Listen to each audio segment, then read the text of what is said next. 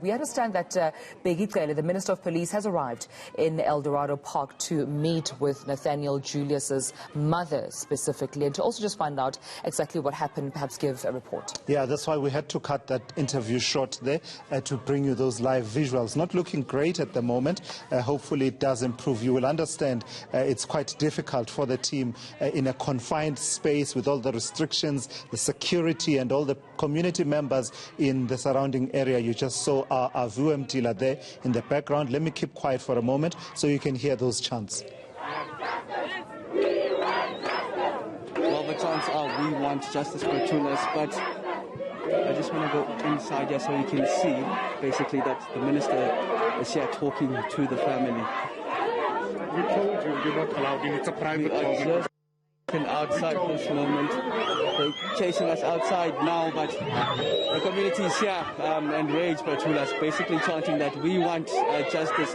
You'd understand the mother of Nathaniel Julius at the moment is on her way to the morgue, basically fetching the body from the hospital, taking it to the morgue. The Minister Bheki Cele just arrived moments ago to the family here. In fact, with some of the other family members, I understand Nathaniel's grandfather, James Julius, is inside here as well.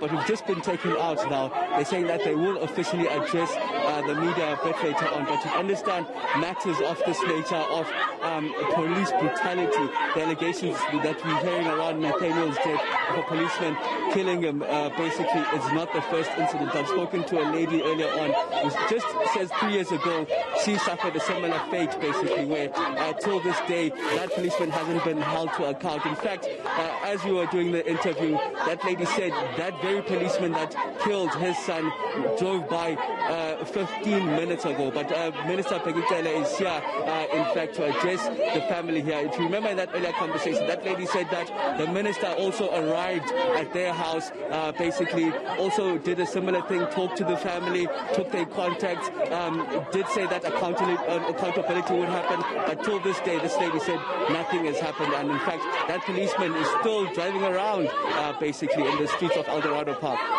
Now, Avu, definitely we can hear those chants still continuing just outside of the family home of Nathaniel Julius. And I mean, we're definitely hearing chants of, community members wanting justice, wanting to see more action coming from, the police in terms of repercussions. What conversation or, what kind of feedback is Bheki Cele giving the family, if any? Because that other mother you spoke to said that he almost did a similar thing when that particular, incident happened to her son after he was shot. Is there anything else besides a conversation that we can expect from the minister, a report back at all to the family? Well, we were just taken outside as the media as well. We're not allowed to be inside. The minister just arrived moments ago, and as I mentioned, the mother, Bridget, has gone to the hospital to get the body, taking it to the morgue. That's 16-year-old Nathaniel's body was shot, allegedly at the hands of the police. We're not quite sure what the minister is going to say here, but we will find out the minute that he's finished. We're expecting to be addressed as the media and the community, of course, here wanting justice, basically. So we're expecting the minister to also address these angry residents of Eldorado Park. As they say, similar incidents. This is not the first. Maybe this one is being highlighted by the media, but it's definitely not the first. I mean, I've been speaking to other ladies as well who told me some 20 years ago, her son was also shot by the police. Until this day, nothing has happened. It seems like it's quite a rampant thing that happens in and around Eldorado Park. And in fact, they're saying the outrage that they've seen here, in fact, has sparked recent incidents, basically, and around corruption that's been ongoing here. Police corruption, basically, from top to bottom, and they want the whole police station, an overhaul of the whole police station.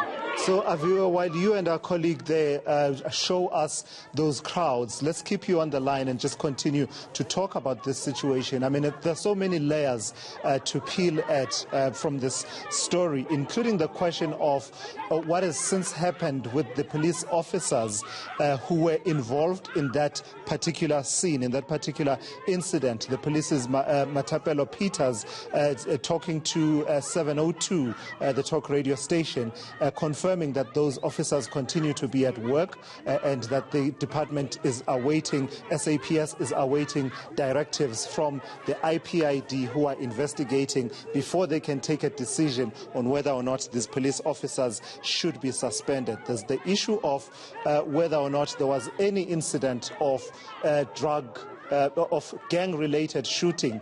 One community leader also calling on to the radio station, the Johannesburg radio station, basically disputing to me that there's a problem of gangsterism in Eldorado Park. He says drugs, yes; gangsterism, no. Yeah. He says that ended in the 90s. In fact, his words were so strong that he was saying he challenges anyone who says there was an incident to do with gangs there to identify the name of the gang, identify any person that they say is involved with that gang, because in his view, that's simply not true in that community. It's interesting you mentioned that, because when I had the conversation with Pastor Ashley Souls, he reiterated the very same sentiment, saying that the community of Eldorado Park, which he resides in, is not a rowdy community, a chaotic community. It's a very much peaceful community and has intellectual forward thinking capacity, and it's sort of alluding to the fact that this narrative that, you know, it's more of a chaotic, gangster-filled community may not be as accurate, and also appealing to the media to assist them with ensuring that there isn't any false information about the community, saying that they might perhaps be perceived as a quite a chaotic community. And it's an important issue. It might sound like we're getting off track, but actually we're very much on track, in that the statement from the Premier's office did allude to something along that nature, that the police officers who were involved in this case may have been responding to a gang situation, which is being challenged as possibly a perpetuation of stereotypes about coloured communities in the country. But the anger is palpable. I mean, you can hear those people chanting that they are demanding justice. Right. And just coming back to you, Aviwe, there, definitely we could see that police presence at the moment. They're currently inside the home, according to the visuals we are seeing there. Just paint us a picture of perhaps their role there. Obviously, besides them being part of, I understand, you know, the protocol that is there to protect the minister, but also just in terms of ensuring that the community does not necessarily get out of hand. Yes, the police are, of course, accompanying the minister at this moment, providing protection. You can see them, they are ready and they're armed in terms of just making sure that the situation here doesn't get out of hand. But I just want to, I want to speak to some of these residents to find out what they're saying. Come here, ma'am. No, I'll hold it for you. They found Majid. They tell the cops found Majid. They tell Majid come to a meeting. When Majid got to the police station, they arrested him. They found Majid, and they told Majid come for a meeting. I want to find out what you want from the minister in terms of what's been happening. We want the minister, let him make justice for us. Because enough is enough in Eldorado Park. How long will it take place? Let them ask, why did they kill Tenny? He's just a boy. And why arrest the community leader? We as community leaders, we're tired of this. We don't have peace in our community through the police. They give us a lot of problems. You know what? We are so afraid of the police because they brutally hurt us. If you go there and you say you got a problem, they tell you come here, against their own. They will never ever stand up against their own. They know they were wrong. Why did they shoot the boy? First they say there was a bright light shining on him, and then he got scared. Then they said he was making a fool of him. The third story now is he was standing by a hijacked truck. Look at the truck and how long that truck is there. This is nonsense. He's a boy. You can hear the outrage from the community. It's quite palpable, Batulas, wanting accountability, wanting answers, still chanting enough is enough, saying that they're hearing different stories, 3 different stories around the death of Nathaniel Julius, who we understand, 16-year-old who had Down syndrome, basically, was just on the way from the shop to buy biscuits. We understand from a witness that we spoke to, who was accompanying him, essentially, when he just went across the road to eat those biscuits. And the police then here called him, and that's when, in fact, he was gunned down, allegedly at the hands of the police. All right, Aviwe, it might seem like a minor thing, but it's actually a big deal. Can you correct now and officially confirm for us his name? His name is important. This is a young man who, had potential, who was going to grow up in South Africa, but his life has been snuffed out. And as is the case with cases of violence against women, we only get to know the name of the person after they've been killed. So just in honor of this young person, can you confirm the surname and say it for us properly? Because we've been reporting Nathaniel Julius, and I hear that it might be Julius. So could you just confirm for us so that at the very least we honor his dignity by knowing his name and saying it out loud?